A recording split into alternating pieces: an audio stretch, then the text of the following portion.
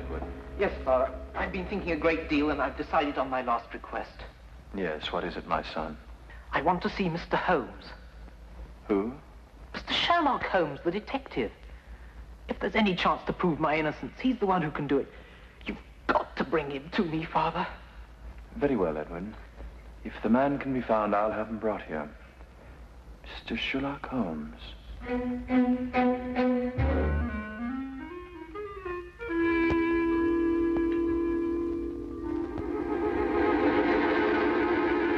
Watson, I want you to assist me in a rather unusual experiment. Experiment? What kind of an experiment? I want you to stand by while I drink this. Oh, and you'll need your stethoscope. What?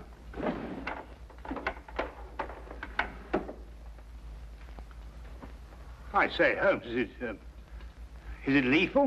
Of course not. You don't think I'd take a chance like that, do you? Are you ready?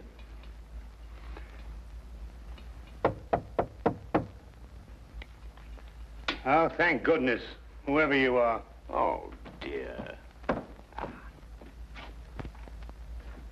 Come in, Lestrade, come in. Delighted to see you. Well, this is a warm welcome. Well, now, sit yourself down, make yourself at home. No, I won't, thank you very much. Tell me, social call? No, not exactly. Oh, what's the trouble, Lestrade? Do you remember the Phyllis Brighton murder? Oh, yes, of course. Brighton. She was stabbed, wasn't she? That's right, by her husband, Edward Brighton. About an hour ago, he made known his last request. Rather an unusual one. Oh, what was it? You. Me? Why? Well, no explanation. Simply wanted to see Sherlock Holmes. And you know, Holmes, wherever it's humanly possible, we try to fulfill these last requests of condemned men. Naturally. And I take it that his execution is imminent then, Lestrade? Yes, at dawn. He has about 7 hours to live. Come on then, Watson. We have little time to lose. If a man calls for me in his final hours, it may mean that we too shall be called upon to fulfill a final request. And 7 hours is little enough time when a gallows is at the end. Suddenly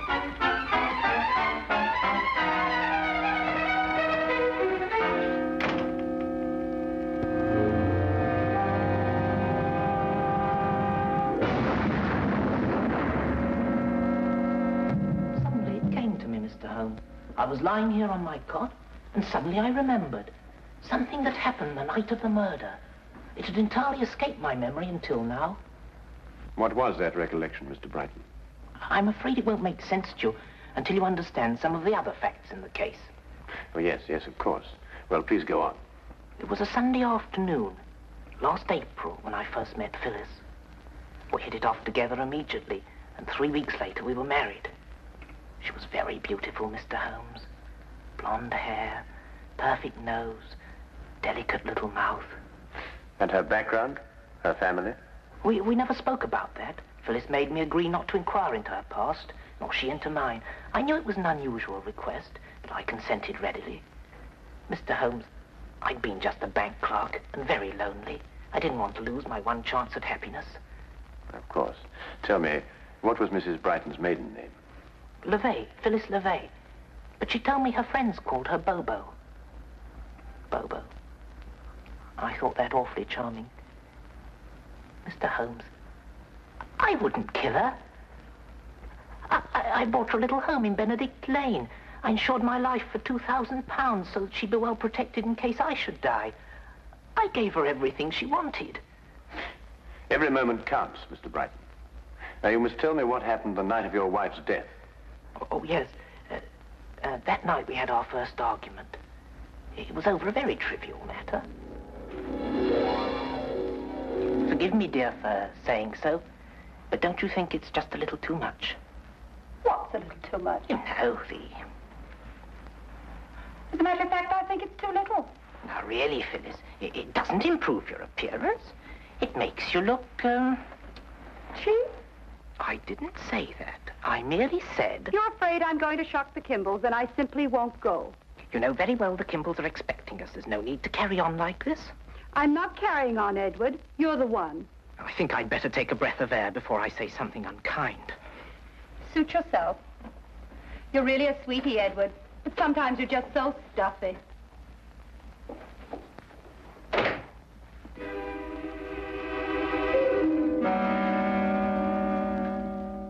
That was the extent of it, Mr. Holmes. It was just a mild little row. But at the trial, the neighbors testified we had a violent argument that night. To this moment, I can't understand why they should say such a thing. After you left your wife, what did you do? I merely walked. I don't know exactly where. I just walked. After a while, I began to think of some way to apologize to Phyllis. I didn't want to make her unhappy, even over the smallest thing. I must have traveled a good long distance when suddenly I began to feel ill. Ill? Yes, I'd contracted malaria as a young man in South Africa. I knew I was in for another one of my seizures. Dr. Watson, you know what malaria does to a man? Oh, yes, indeed. High fever, sweats, chills, and sudden fainting spells. That's it. With the first chills, I instinctively turned back towards the house. I had medicine there that would lessen the effect of the attack. I wasn't aware of the street or anything around me. Each step I took became a struggle.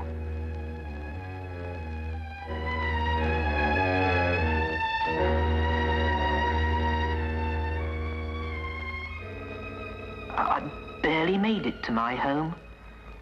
I stumbled onto the front steps, and there it was, on the ground.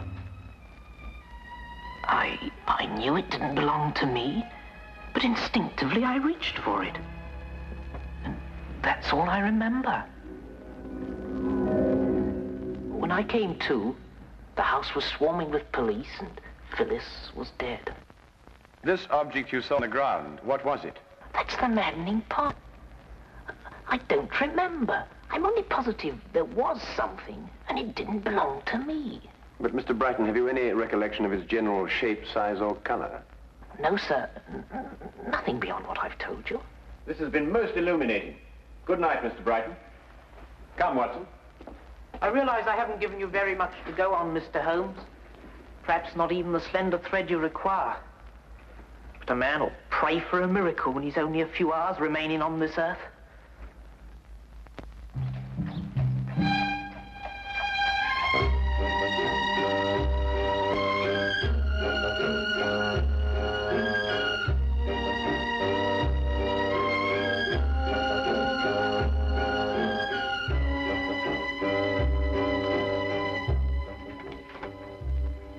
Ah, Holmes, come in. What did Brighton want? Lestrade, may I see the items that you took from Edward Brighton's pockets when he was arrested? Hmm? No, I said, may I see? Oh, very well. Wilkins, bring over Brighton's effects, will you? Well, I don't want to seem pessimistic, Holmes, but you think this poor chap's got a chance? No, I'm afraid all the evidence proved conclusively that he had a violent quarrel with his wife, then murdered her in a fit of rage. These mild-mannered clerks are always the ones. Oh, thank you, Wilkins. There you are, Holmes. There's nothing unusual in there. Keys, handkerchief, wallet, and so forth. Yes, just Lestrade says. Nothing there but common or garden personal effects, Holmes. Well, I, for one, wonder where we go from here. We go to 14 Hanover Place, Watson. Beg your pardon? What are we going there for? That's the address of the tobacconist who prepared this mixture. Yes, I can see that's the address, but I still don't understand. Quite obvious, Watson. Brighton in his cell was smoking the inexpensive, ordinary sea shanty brand of tobacco. Well, that's a specially prepared blend, only made for the well-to-do connoisseur. You'll note the burley base, a touch of latakia, and a certain amount of yenijay leaf. Extraordinary olfactory perception, Holmes. But what has the man's smoking habits to do with the case? Perhaps everything, Lestrade. It's my guess that Phyllis Brighton had a visitor that evening, while Edward Brighton was roaming the streets. And this is the something that he picked up on his return. The something that he couldn't recall. Come, Watson.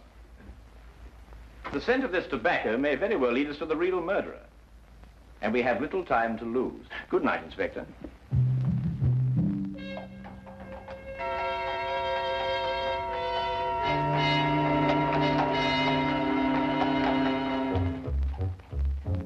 The package of tobacco was a thin thread to follow, and it seemed a desperate chance for Holmes to take. With only a few hours standing between Brighton and death, there was no time for false leads that would have to be abandoned. A mistake now could mean disaster.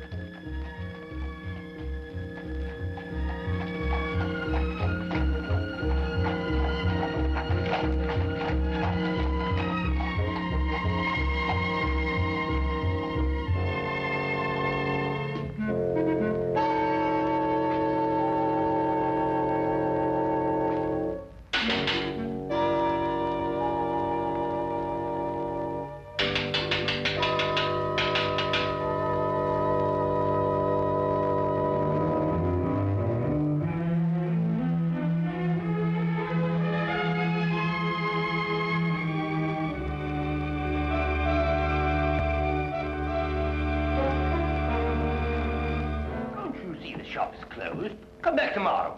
Tomorrow will be too late. We must see you now. What about? Murder. Murder? Murder.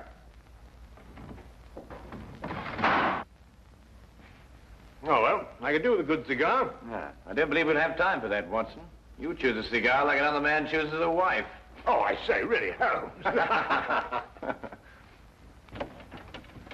Murder? Yes. My name is Sherlock Holmes. This is Dr. Watson. May we come in, please? Oh, it's Mr. Holmes. Indeed, do come in. Come in. Thank you. My shop is at your disposal. Mr. Carruthers, a man's life is at stake. The information you may give us may very well save him from the gallows. I'd like to have a look at your client's ledger with the names and addresses of all those who smoke this blend of tobacco. Why, certainly, Mr. Holmes. It's my own special mixture, you know. Not many of my clients have the discernment or the cash to smoke it. I hope this will be some help to you. But I say, Holmes, there's at least 50 names on that list. It'll take days to check through all of them, and time's getting desperately short.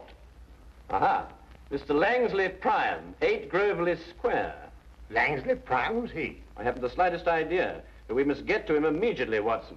But now, why Langsley Prime amongst all those names? Because 8 Groveley Square is in the dock section of the city, and all the other addresses in the ledger were in the more fashionable neighborhoods. Doesn't that strike you as unusual? Yes, it does, now you come to mention it. Whereas you may recall, Watson, that the late Mrs. Brighton didn't wish to reveal her background. I think we may therefore assume that it was of a somewhat questionable nature. Yes, true. And 8 Groveley Square is in a questionable neighborhood. Well, these are slight leads, I grant you, Watson. But we haven't the leisure at our disposal for more thorough investigation. Our one critical factor now is time. Thank you very much, Mr. Carruthers, for your assistance, and good night. Good night.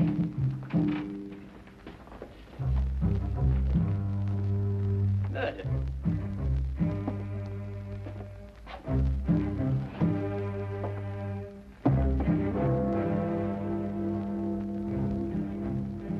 $10. 6 more hours.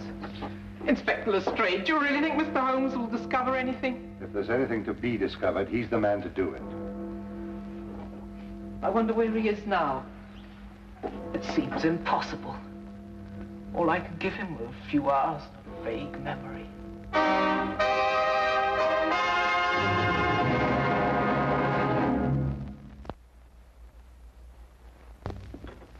This was Mr. Priam's room, Mr. Holmes. He left me 2 weeks ago. And him owing me back rent, that scoundrel. Did he leave you in a forwarding address, Mrs. Chivy? Ooh, not him. He just left a note saying he was gone and got a job, that's all. Tell me, Mrs. Chivy, what sort of a man was he? I mean, what did he look like? Well, he was tall and kind of handsome, you might say. Then again, you might not. What do you want him for? He's not in some kind of trouble, is he? Not necessarily.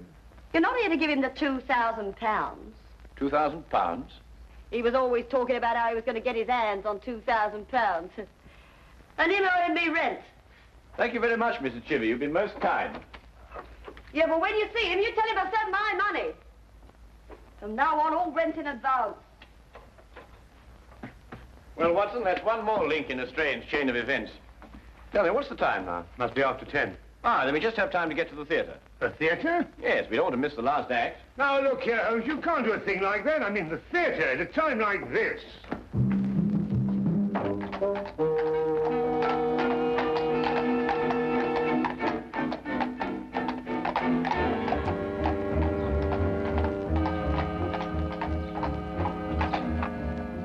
Really, Holmes, your desire for entertainment is most callous. What do you make of this? It's hair. And just the same, I can't see how you can go on sitting there reading the paper with apparent indifference to the matter in hand. It's not ordinary hair, Watson. It's crepe hair, used to make false beards and moustaches. Oh, nonsense. I mean, if a man wants a moustache, he can grow one like anybody else. Well, Watson, actors often have need of simulated beards and moustaches. Actors? Yes? Do you mean it's an actor we're after? I'd wager so, inasmuch as I discovered that in Mr. Priam's dressing table drawer.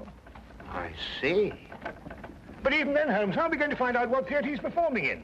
I mean, there must be at least 24 plays being presented in London this evening alone. That is precisely my reason for reading the theatrical page of the newspaper. And I noticed that only one play opened at the same time our Mr. Priam suddenly departed from Mrs. Chivy's lodging house. I hope you like Shakespeare, Watson.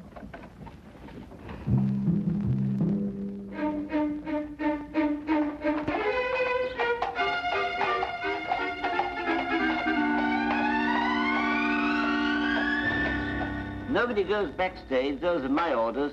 But my good man. If you're from the costumes company, you can't touch a thing until after the show. As Mr. Pettifoot says, he'll be able to pay by the end of the week. I am not here for the costumes.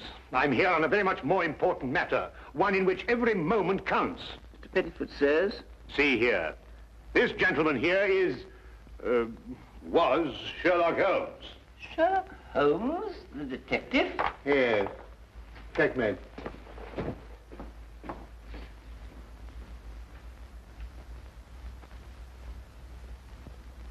Mr. Holmes, the final death scene is just starting. I can't ring down the curtain until it's all over. And how do you know that Mr. Priam is the man that you are looking for? No, I'm very sorry. You'll just have to wait until the end of the play. The show must go on. My dear sir, a man's life is at stake. With all due respect to the bard, I may be forced to tread the boards myself. Holmes? Holmes, where are you? Oh. I nearly broke my blasted neck finding you. Watson, this is Mr. Pettifoot. Pettifoot? What? Foot. You know, foot. Oh, I beg your pardon. Mr. Pettifoot, my friend and associate, Dr. Watson. How do you do? How do you do? Mr. Pettifoot refuses to lower the curtain, Watson. Absolutely. The tradition of the theatre does not permit it. Now, I must ask you gentlemen to leave. Leave. Oh, please, leave. Oh, very well. Come on, Watson. It is the cause. It is the cause, my soul. Let me not name it to you, you chaste stars. It is the cause. Yet I'll not shed her blood, nor scar that whiter skin of hers than snow, and smooth as monumental alabaster. Yet she must die, else she betray more men.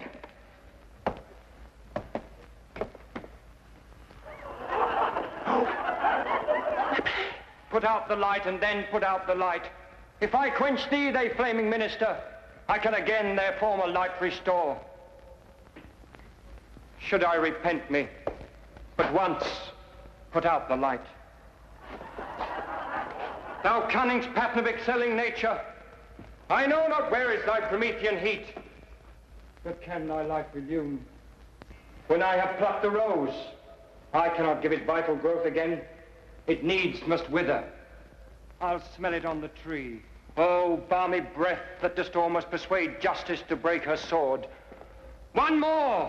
One more! Be thus when thou art dead, and I will kill thee. What have you done? What have you done? Oh, quick, take us to Priam's dressing room. Oh, all right, I don't care what happens anymore. I'll be ruined. I'll be the laughing stock of the theatre. Detectives in Shakespeare. Strikes where it doth love. She wakes. Yeah.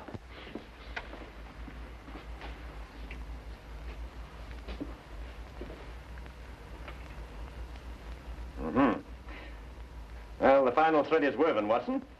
Or should I say, rather, that every hair is at last in place. The two match. Perfectly. What is going on? What are you two madmen doing? Mr. Pettifoot, you can be of assistance to us in a drama even more important than the performance on your stage. In fact, you can help us to save a man's life. I can? You can indeed. Now listen very closely. When Mr. Priam comes in here... What time's it now, Inspector? 11:20. It's odd. Each minute's like an hour, but each hour's like a minute. There's still time. No. I'm afraid it's too late. Telephone call for you, Inspector Lestrade. Very important, sir. Oh, thank you, officer.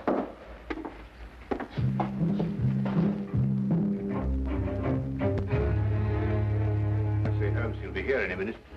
You want me to hide behind the door and jump him as he comes in? No, you needn't do that, Watson. Just sit there and do nothing, whatever happens. Right. He's coming.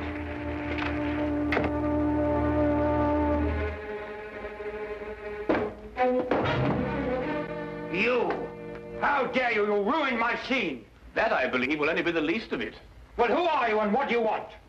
In answer to your first question, my name is Sherlock Holmes. In answer to your second, I want you for the murder of Phyllis Brighton. Murder? Phyllis Brighton? Better known in theatrical circles as Bobo LeVay. Get out of my dressing room. Your acting stands you in good stead, Mr. Priam. You've almost convinced me of your innocence. However, acting and life are two quite different things. Tonight, on the stage, you murdered the girl Desdemona in make-believe. A month ago, you murdered a woman in a more sordid drama. You may as well continue this farce. The stage is all yours. Thank you. I shall try to be brief.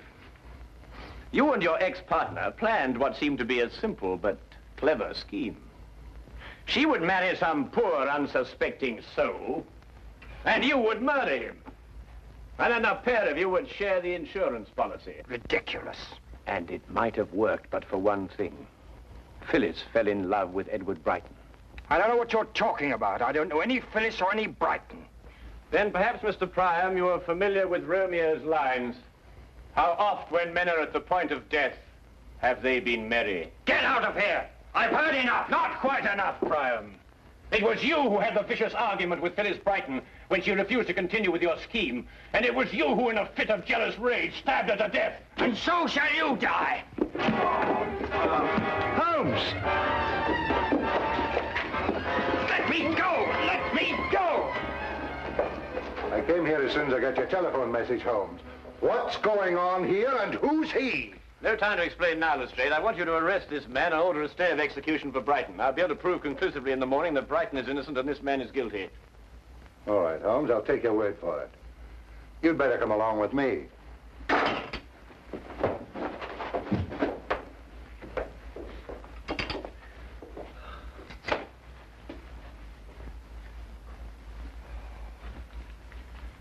Oh, I must admit, Holmes, I've been far too shaken to think clearly, but just the same, I can't believe it. I mean, with my very eyes, I saw him stab you with that dagger. Holmes, what on earth? Watson, if actors were allowed to use real weapons on the stage, the mortality rate would be something fantastic. Observe how the blade disappears into the handle.